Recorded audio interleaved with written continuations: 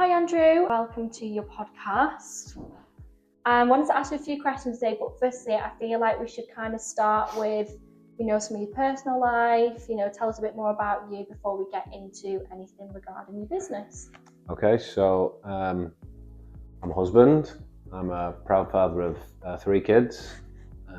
Spend probably most of my time being an Uber to them, whether that be football, dancing, ballerina, mainly football with my boys, and obviously the little girl, she does the dancing and stuff like that. So yeah, that's a lot of my time is taken up being chief Uber.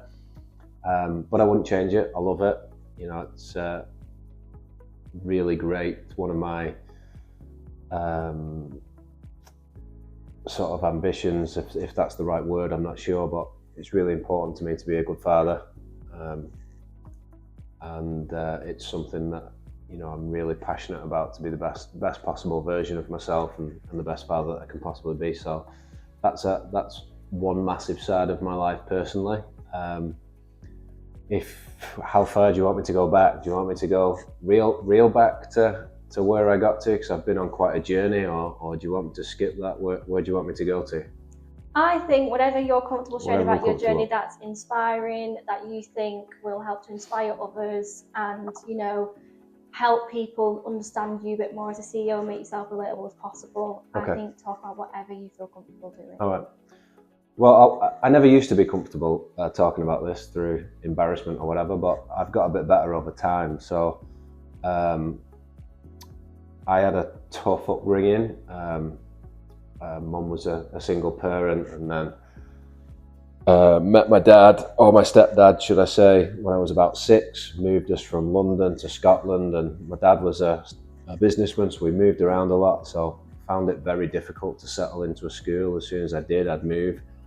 I was also dyslexic, so I really struggled with my attention span in school. So not only did I have the sort of bit of moving schools, I also had the problem that I'd get either suspended or expelled from most schools that I went to as well, just because of my behavioural issues, shall we say, through not being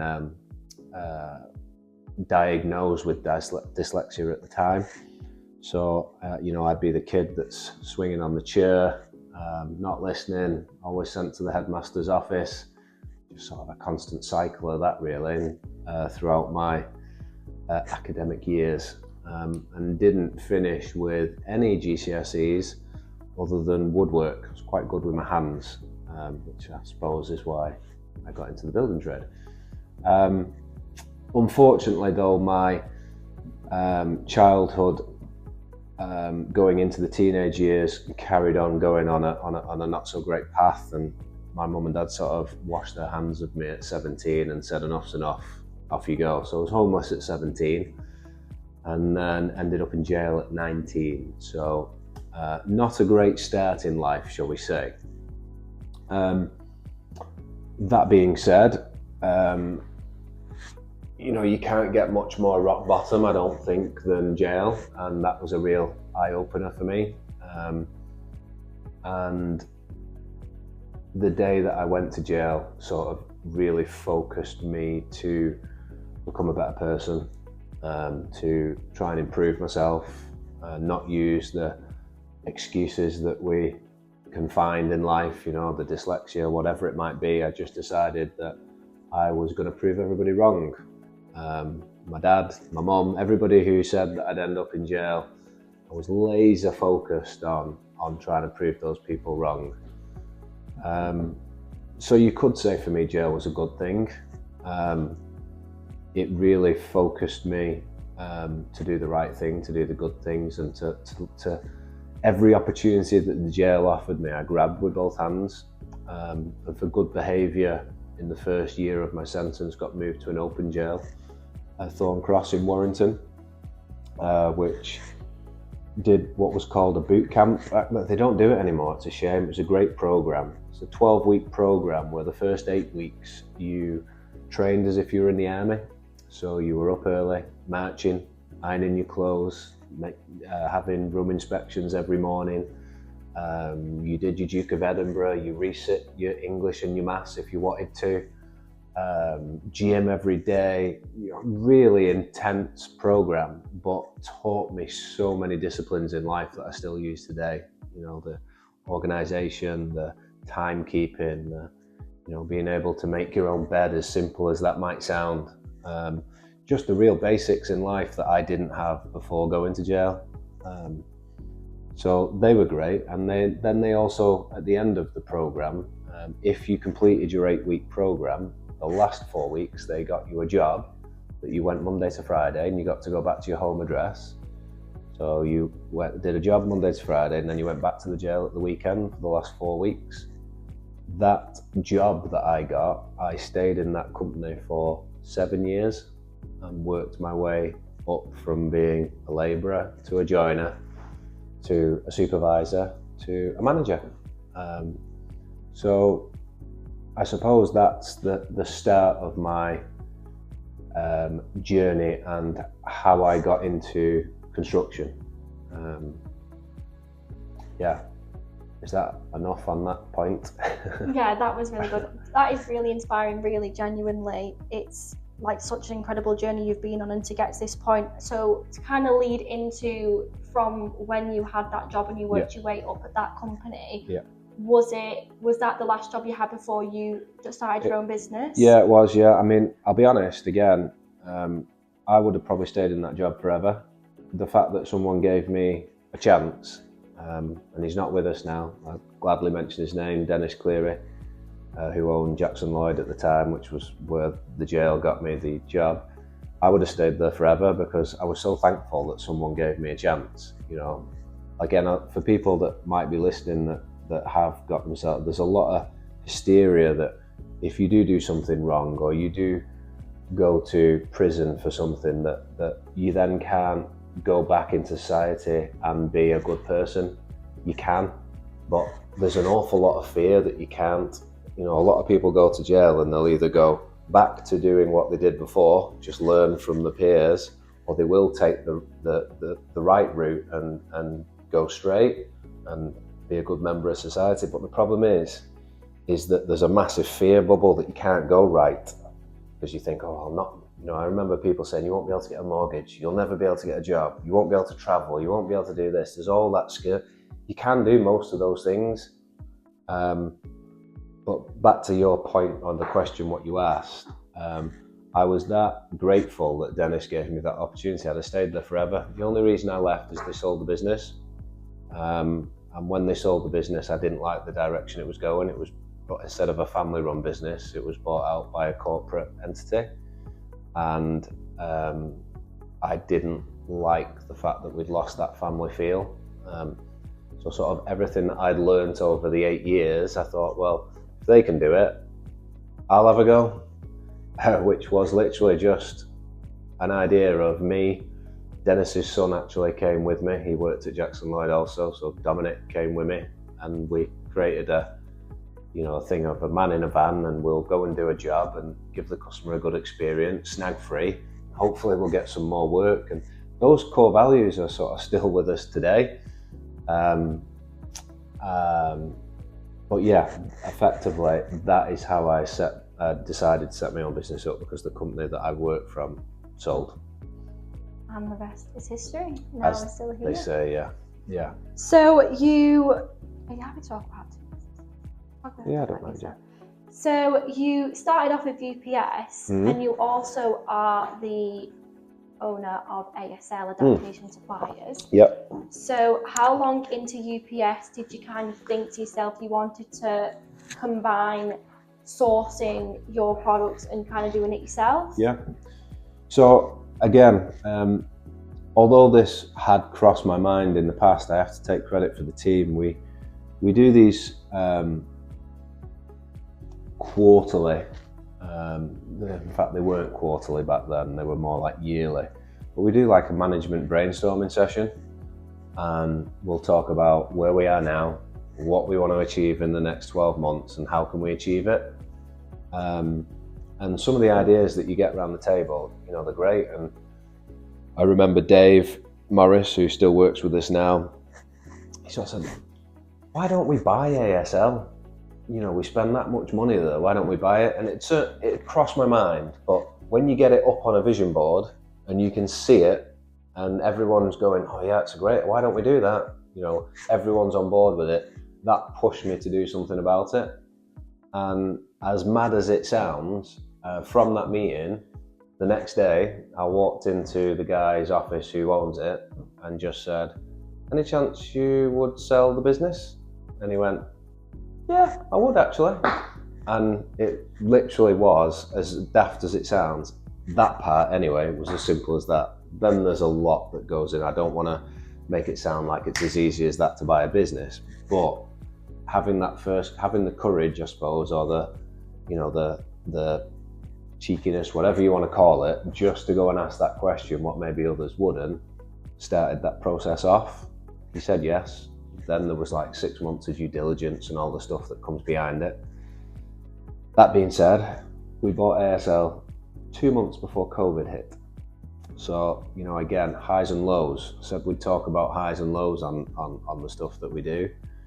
You know, we put a lot of effort, money, resources, time to purchase ASL. Everything goes through. Great, keys, bank details are yours now, customers are yours, etc., etc. And then 2 months later, the world shut down.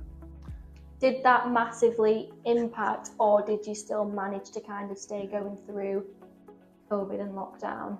We managed. You know, I think I've heard a lot of people business owners speak about, you know, some had to fold the businesses, some had to, you know, take out crazy loans, which we did. We took advantage of the CBILS loan, which helped. If we hadn't got that, it could have been a lot tougher. But for me, what it did was, there's nothing like a crisis to bring a team together, in my view. And, you know, although I knew the people that were involved in ASL that we were purchasing it from, I didn't know them that well. Does that make sense? Yeah. You know, we dealt with them for years because we were buying from them, but I didn't know them on a personal level. Yeah. So it really brought us together quickly. Instead of moping about it, we put new systems in place. We did the unit up. All the things that we planned to do over a longer period of time, we just knuckled down and got them done while we were closed. Yeah. So there's, you know, I always try to find the positive in any negative situation. For us, yes, it was a disaster, but all right, let's get everything that we plan to do over the next 2 years, let's condense it and get it done. So in one sense, it brought, or not in one sense, it definitely did, it brought the team closer together. You know, we faced adversity, we faced a crisis, and we came together and we came up with a plan and we executed it. And I think it got us ahead of the curve, to be honest, because, you know, as soon as we were able to open again, we were open using new systems and we were away. Amazing. So, yeah. That's really good. That's really interesting. So would you say that probably is one of the most like difficult moments you've had within your business, or has there been difficult moments every day? I think, you know, yeah. I think any business that or anyone that says every day is all singing and roses is maybe keeping the bad stuff away. You know, stuff happens every single day, and you know, I might be being a bit too open and honest when you talk about stuff like this, but you have to be able to make mistakes to be able to learn from them. Yeah, your staff. You know, I'm not one of these people that if someone makes a mistake, they get beaten with a stick or whatever. If you make a mistake, it's okay, we've made a mistake. Don't worry about it, first of all. It happens. What can we learn from that mistake? You know, what can we improve? What systems can we put in place? What processes can we put in place? I mean, they probably just happen day to day, to be fair. But I suppose one of the biggest ones or the hardest one for us to deal with, we'd only been going about 6 or 7 years, and we were subcontracting to a company called Connaughts, and we had quite a lot of eggs in that basket. They were probably took up 60% of our workload at that time. Yeah. And they went into administration. So might not sound much, but I think it was about 37,000 that they owed us. And at that time, 37,000 was a big amount. I mean, it still is today, but back then that was enough to kill us, if that makes sense. Yeah. Kill not being the right word, bankrupt us, I think is the right word. And that was tough. That was like, what do we do? Do we close? Do we not? Do we carry on?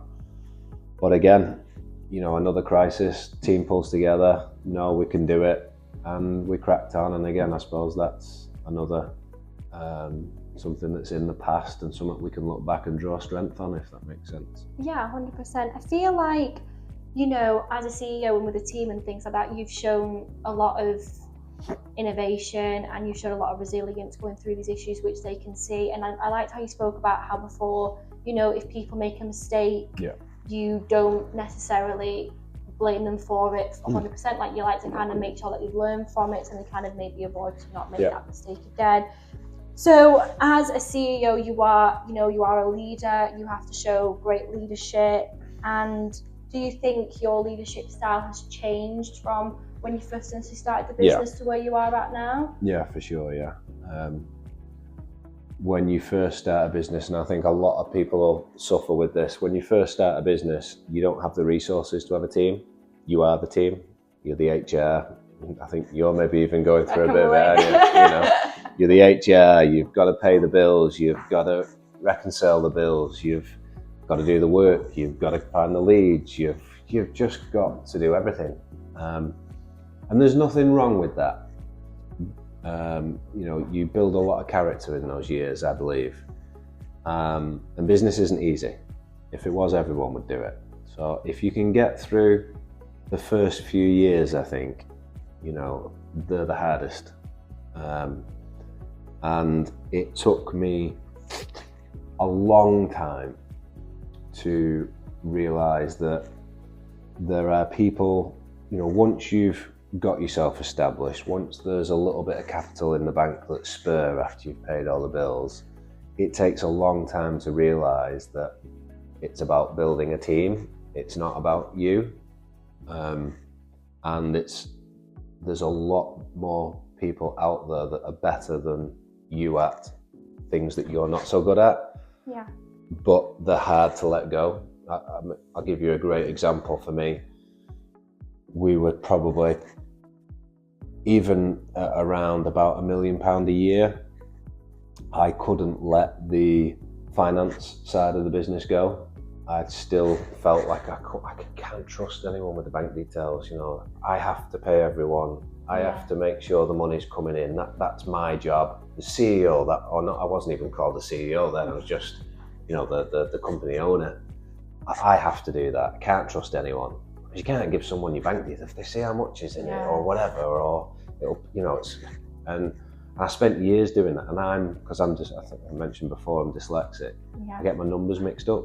The amount of people I paid wrong, or you know, paid them $6,000 instead of $3,000 or whatever. You wouldn't believe, every month I'd at least make 3 mistakes, but I still felt I couldn't pass it to anyone. Oh, that's got to be the owner must have to do that. And I wasn't. One thing that I probably regret is not having, in my younger days, is not having a mentor. I think I could have speeded up where we've got to now, especially with things like what we're doing now. There wasn't so much when I was 26, 27, 28.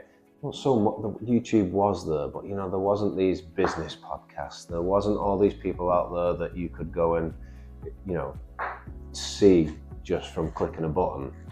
So I think I went on the journey for a long time, sort of by myself, if that makes sense. Yeah.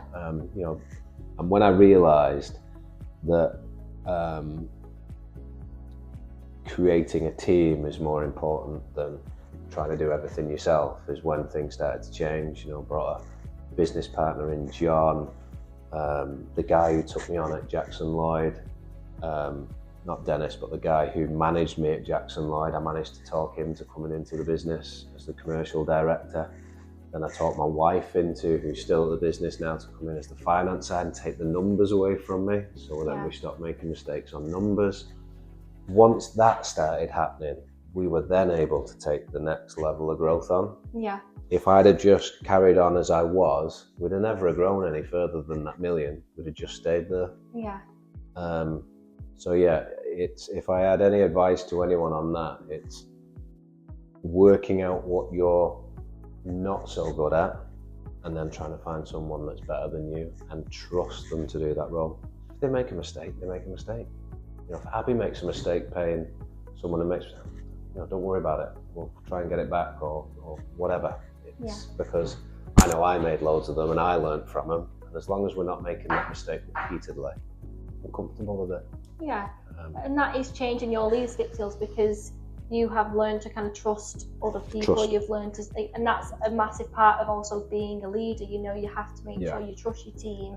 You know, you're willing to put big responsibilities in other people's hands. Yeah. But, you know, it's also nice to not be so worried about being in control of everything all the time. Like, you do need to focus more on the areas that you need to focus on, and let other people just deal with their side. Like you say, any mistakes that are made, if they can be rectified, or if they're just not made repeatedly, then the thing is, I think if you get bogged down, especially when you go through the growing, if you're bogged down operationally as the CEO, you're not there for your team members. Does that make sense? So if you're the one that is micromanaging everyone, you're not then leading. You're, you know, because being a good leader isn't, you know, why haven't you done this? Why haven't you done this? Being a good leader, you okay? Yeah. How's your day gone, Mick? You know, or everything okay at home? Or what do you do at the weekend? I know they might sound like little things, but they do mean a lot to the staff, I think. Yeah, of course. You know, every conversation shouldn't be, you haven't done this much in sales this month, or you got this month's out of target. Of course, there's a need to have those talks, but they shouldn't be the first thing that comes to your mind. It should be, how are you? Everything okay? Yeah, of course. But if you're, as the leader, fully involved, you don't have the brains, because you're just firefighting all the time. Yeah. And again, having that team allows you to be able to be a better leader, I believe. Yeah, of course. You can find that creative part of your brain to be able to, you know, be able to envisage what the next 5 years looks like. If you're completely focused on, you know, wearing those 15 different hats, which we all have to go through, but if you're focused on them, you can't see into the future. Of course. Speaking about the future, as you just mentioned, do you have any, I mean, UPS has been going for a long time, and, you know, it seems like you've grown such an incredible business so far. You must still have plans for the future. I mean, what do you know what the next 5 to 10 years at UPS looks like? Yeah, I mean, it's been an amazing journey to go from that man in the van with that sort of dream of doing a job and doing it right and giving that customer a good experience, to 18 years later still being able to fulfill that those goals, but with 70 plus staff. It's you have to pinch yourself sometimes. You know, when you pull up sometimes and it's a van inspection day and you see 30 vans outside, it's crazy. But yeah, in regards to the future, I'm still as passionate today as I was the very first day that I started it. So where the future holds, I don't know. I don't have any grand plans to sell. I certainly would like to slow down a little bit as I get to 50 and enjoy spending a bit more time with the kids. But in regards to the business, I just think there's such a great team. You know, we've got some real quality people within the business, and as long as they're still passionate, as long as they still want to take the business forward, including people like my son that's doing an apprenticeship right now, hopefully he'll want to get involved. As long as that's there, I'll be there. In what capacity in 5 years' time, I don't know. Maybe 3 days a week, something like that, who knows? But it's all related to the team. The team are there, and the team are enjoying it, and the team are smashing it. Why wouldn't you just let it continue? Perfect. That sounds like a brilliant future. Oh, well, thank you so much for today, Andrew. It's been so lovely to speak to you, and I'm really looking forward to, this series continuing onwards. We've got some exciting people that will be joining us throughout the series. It's been really nice to know about your background and story. Is there anything you would like to finish off with saying to round up your story, how you got here, and your future? Is anything else you'd finally like to say to close your episode off? I think we've covered most things. I think it's a great start. I think it'll be nice to delve into things maybe a little bit deeper as the sessions go on. Yeah. Great to get some team members involved and see where it goes. Perfect. Amazing. Well, we'll see you next week for your special guest that will be joining us. All right. Thank you, Andrew. Thank you.